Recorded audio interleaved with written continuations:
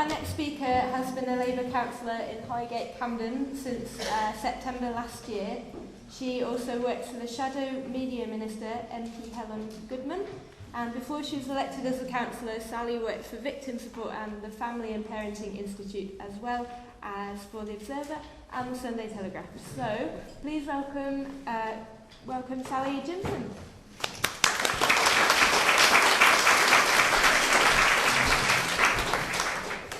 Hello, thank you very much, and thank you for inviting me today. We should have had Tulip Sadiq, who is our culture minister, but I'm afraid you've got me instead, and I'm much less experienced than Tulip. And I'm a backbench councillor.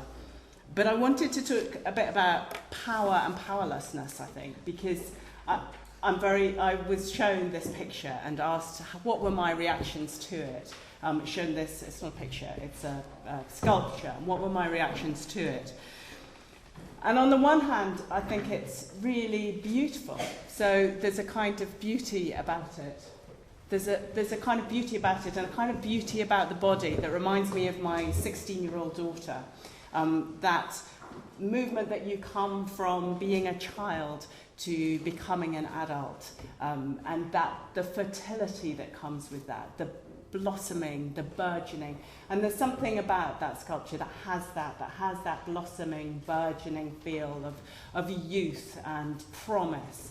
And at the same time, there's the extreme violence with the grenade and with the heart attached to it. So this beautiful, burgeoning body at the beginning of their life, which is then prepared to sacrifice themselves, to blow themselves up.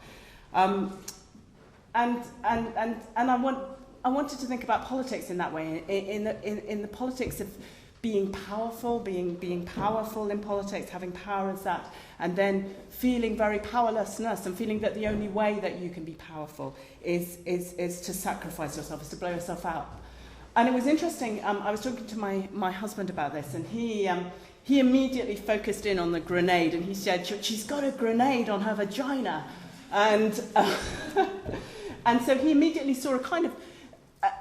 it was interesting. He didn't necessarily see her first as a victim, and he saw this grenade on her vagina, and he then said, well, maybe she could take it off. Maybe she could take off those chains as well. They don't look so strong. They're not very big chains. They're chains that perhaps she could take off, and maybe somebody else put.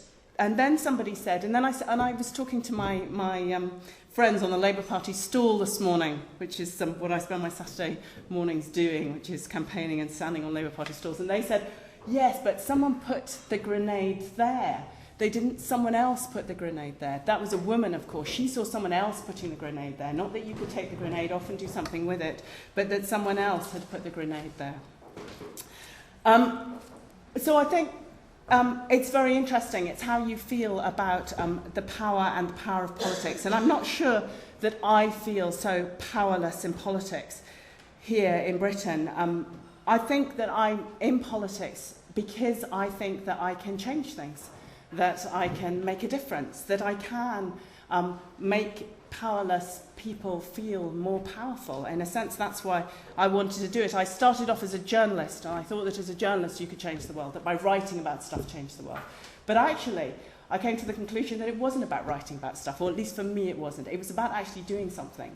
It was about actually practicing what you believed. It was about actually trying to convince people of your point of view, about convincing people of how you wanted to change society. And that was what was important. But we live here in a Western society. I don't live in a society where politics is a matter of life and death, where it's paid for such high stakes, where my house or my family's house is being bombed or bulldozed, and I'm afraid to let my kids go to school. So I don't live in that sort of society. I live in a society where I do feel that as a woman, you can change things in politics. But the interesting thing is that politics is very male, and in Camden Council, actually, it's not male. They're 50-50, especially in the Labour group. So they're half of us are women, half of us are men. And in the Cabinet as well, who run Camden, half men, half women. So 10 people in the Cabinet, 5 men, 5 women. So actually, interestingly, Camden local politics doesn't feel that male. But I've started in the last few months to work for Helen Goodman, and I go every day to the House of Commons, and I find the maleness there extraordinary. There are lots of young men in suits running about. It feels like a really male environment. And it's not surprising that only 22% of MPs in this country are male. Now, that's outrageous. We are a majority in this country. How can only 22% of MPs in this country be male? And it has a whole atmosphere of this. It has a whole feeling of this is somewhere that women don't necessarily have a right to be. Women have to fight to be there. This is a place where men feel that they have a right to be. And you can see that in the young hacks, the young people that sit around, the young men in their young suits who sit around, who feel that's where they have a place to be. And so that's really striking, and I think that one of the reasons that I came into politics was for equality, and one of the reasons I came into Labour politics was to have more equality. And I think that that's why women, and I don't know whether I agree with Layla that I blame women for being victims, but I really think that women need to come into politics. I think that women need to be there. They need to demand to be in politics on equal terms.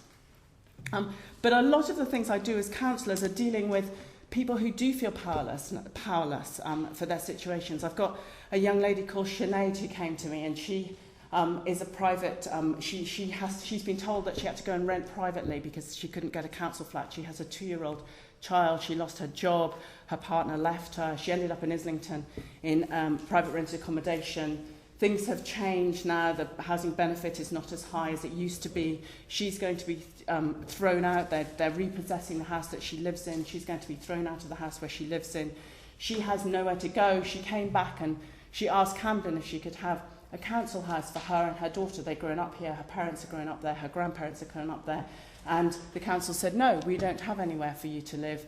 You can go in a hostel if you like, but you will be in a hostel with your 2-year-old for 15 years. So your child will grow up in a hostel in Camden for 15 years. You have to find another solution.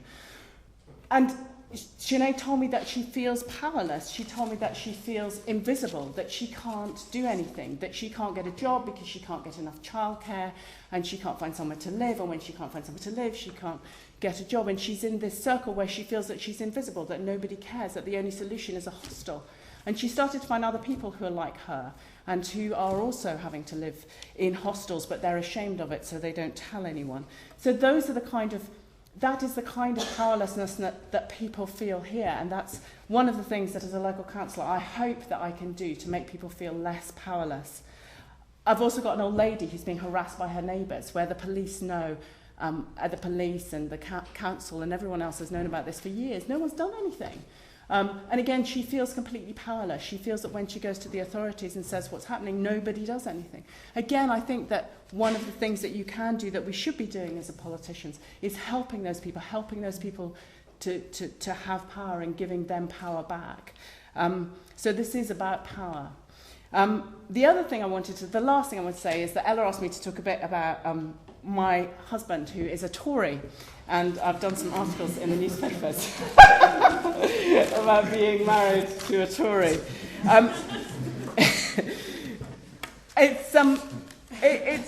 I always knew he was a Tory. I can't pretend that he somehow pretended he wasn't a Tory. It's interesting because we thought about writing a book together because we've done all these articles and we're a bit short of money, and we thought maybe we'd write a book. Not that we'll earn any money writing a book, but anyway.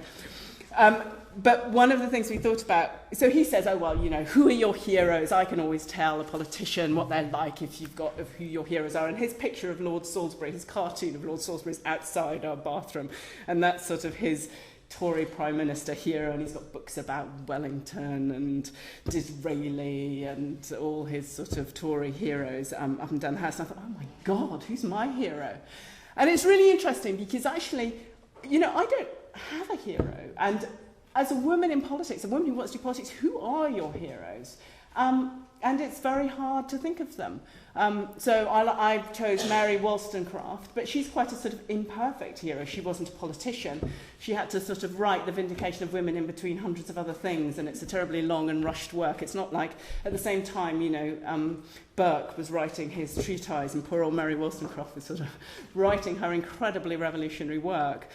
So she's a hero, but and then when I think of other heroes in politics, they're all sort of they're also 20th century heroes. So there is no, I don't feel that I have a, but I think that's a Labour problem too, actually. If you think of who your Labour heroes are, they're all sort of, they're heroes of the last 100 years. They don't sort of sweep back into history in the same way as my husband's. So I think there is a real problem that there aren't those heroes.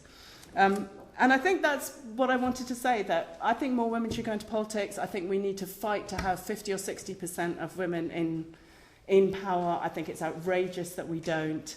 And I want you all to go out and engage in politics and do it, especially all of you women. And it's not enough just to sit by and watch and think someone else will do it and that you're powerless and you can't do it. And everybody should go and practice politics.